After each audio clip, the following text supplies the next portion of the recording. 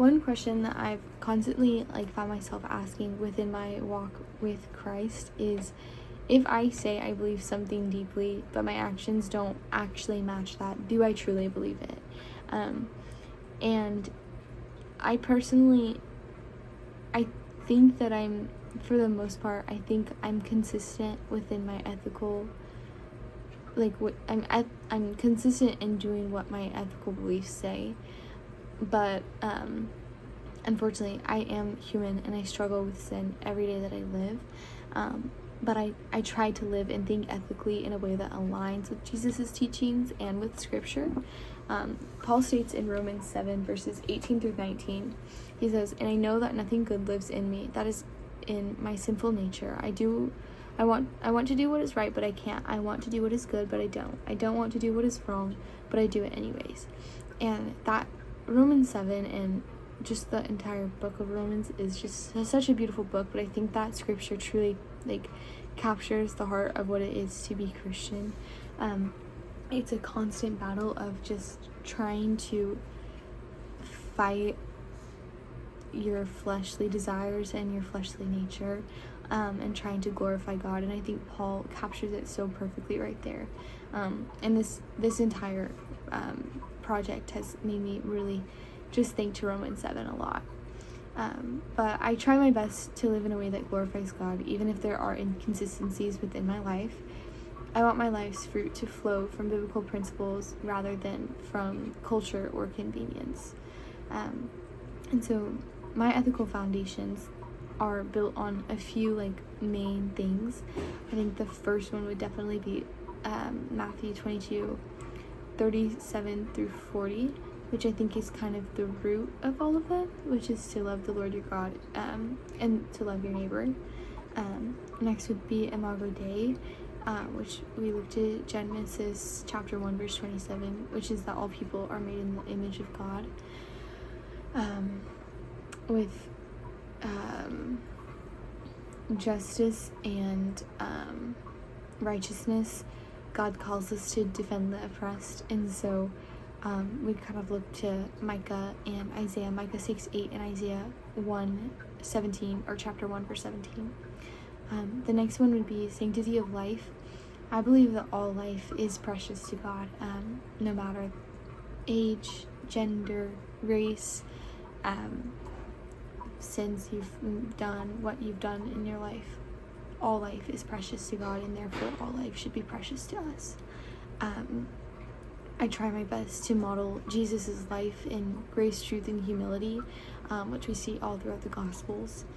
And then one way that I really do fail to meet my own ethical system is, I truly believe that God commands us to rest and to trust Him with our time. We see Jesus do Sabbath all throughout Scripture, and we're commanded to in Exodus chapter 20. And I want to model healthy rhythms of work and Sabbath, but more times than not, I ignore rest to stay productive, whether that's taking an extra shift at work or finishing work late into the night, or skipping devotions to finish assignments, or even staying up late doing an assignment and then in the morning feeling too tired to do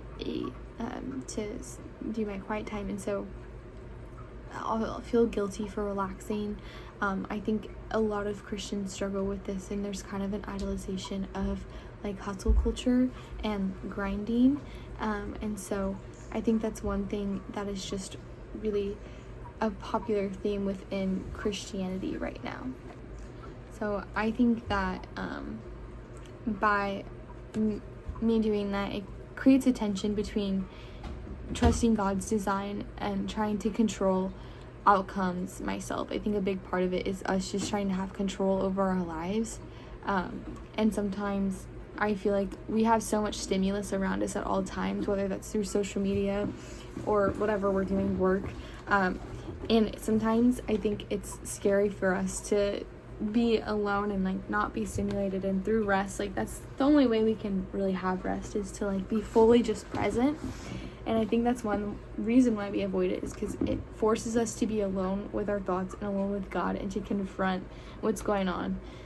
appear, and that can be scary. And I mean, that could just be a personal thing, but I do think that's a common thing that I've seen around with like my friends and family and other believers. So the second question was, is it important to be consistent? Why or why not? And so I do think it's important to be consistent. I think living in consistency shows that we truly believe what we say. It gives us credibility, helps us with making hard decisions, and if we're not consistent, how are we supposed to help others be consistent too, right? I think flexibility is okay in certain circumstances. So with the pros of ethical consistency really are that it shows reliability, integrity, and it builds trust, it shows leadership, and it's easier to teach, right? So looking to it shows that we truly believe what we say. So we're going to use an example of, let's say a preacher is preaching like saints fidelity in a marriage, like choosing your partner, choosing to stay loyal to one each other, and he's preaching about like loving your wife and loving your family and family values and stuff like that, but then it comes out that he was cheating on his wife. First of all, that makes that preacher look like a hypocrite. People aren't going to want to listen to him. It represents Jesus in a really poor way too.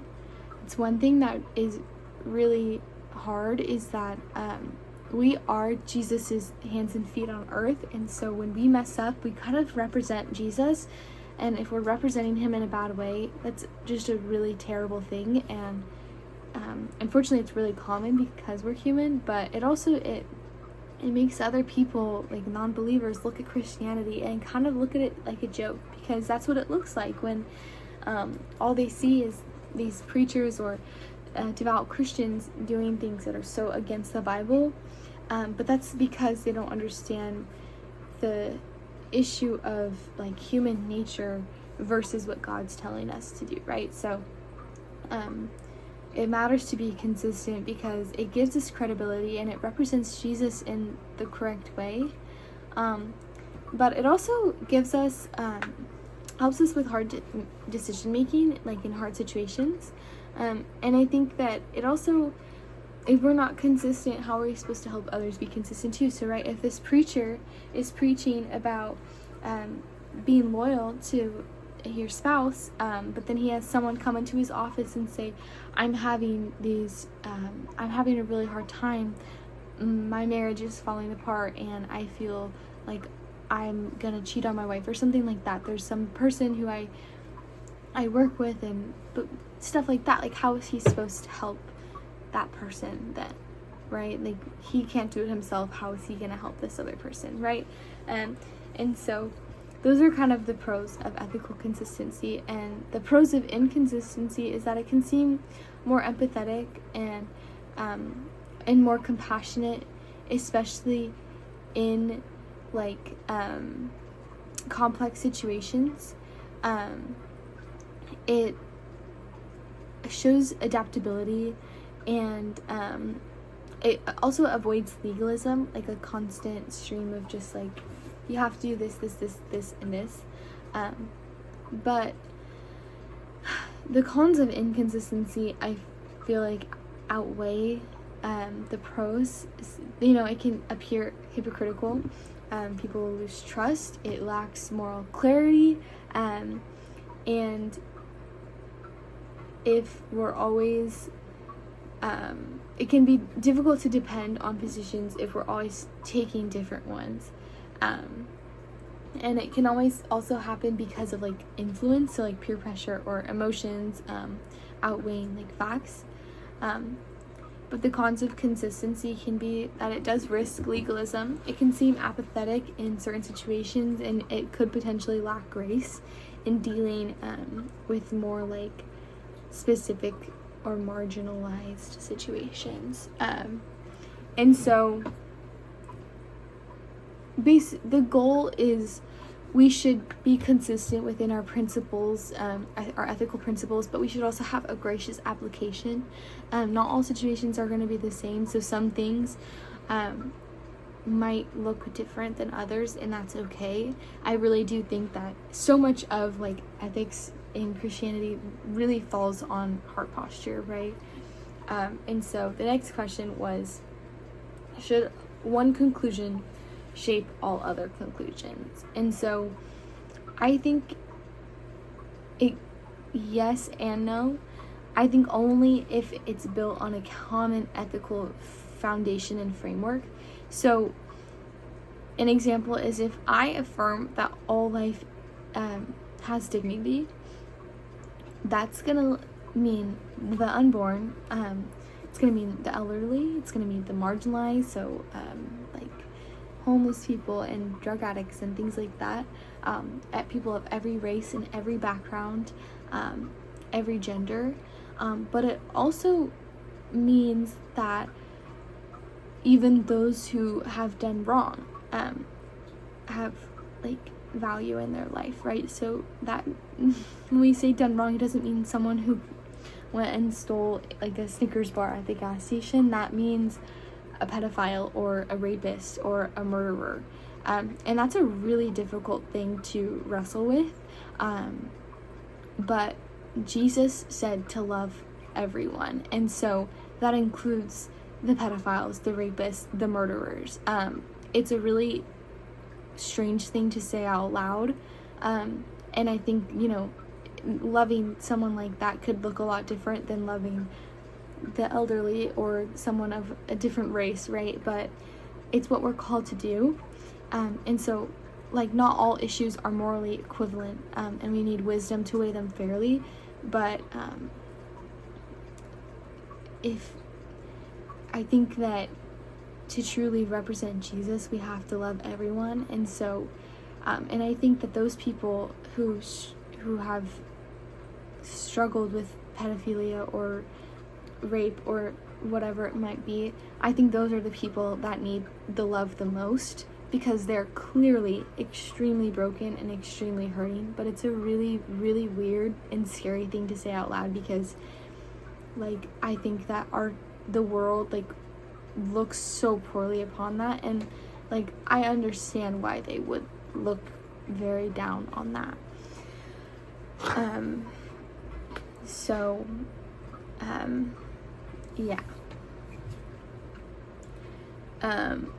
Looking at abortion and racism and their shared ethical principles. So,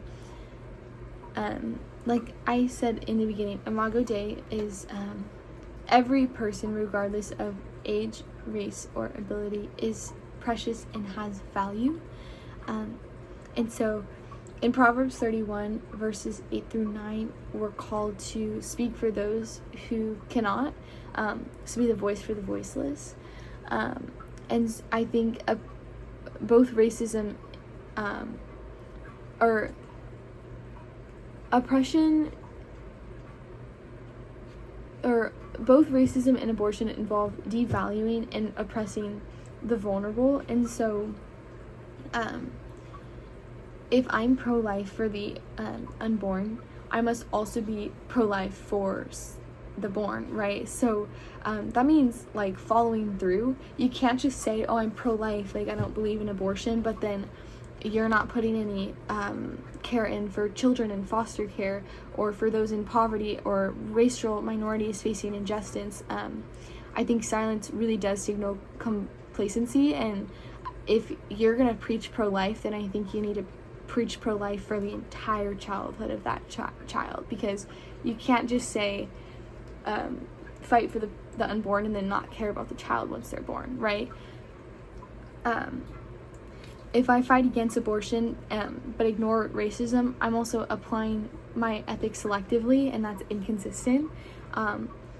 In Ron Sider's consistent life ethic, he really preaches that life is sacred at all stages and in all situations, and I think that's so true. And so the two really do hold a lot like of similarities. If you're going to preach one, you really have to preach the other, because it really does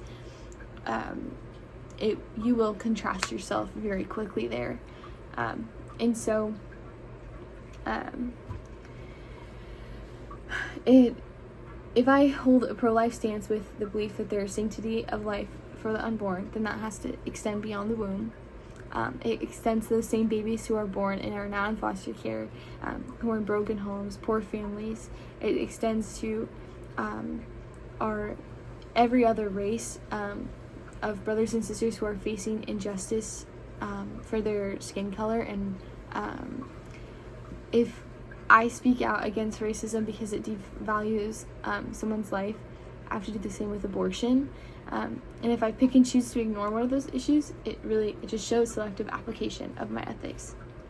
And so, in conclusion, consistency in ethics flows from a heart that is transformed by Christ. We have to acknowledge our personal shortcomings, but we also have to point to God's grace and His Spirit's help. And so, we are, as Micah 6:8 says, like, we're called to live justly, live in love and with mercy, and to walk humbly with God. And so,